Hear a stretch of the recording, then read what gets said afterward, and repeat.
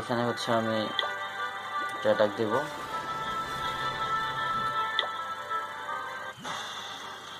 তো এখানে একটা বেজার নাম হচ্ছে লোবার কার্জিয়া।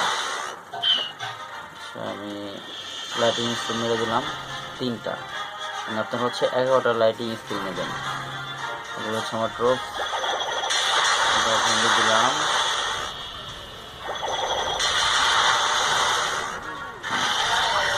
ড্রাগন সবগুলো ছেড়ে দেব।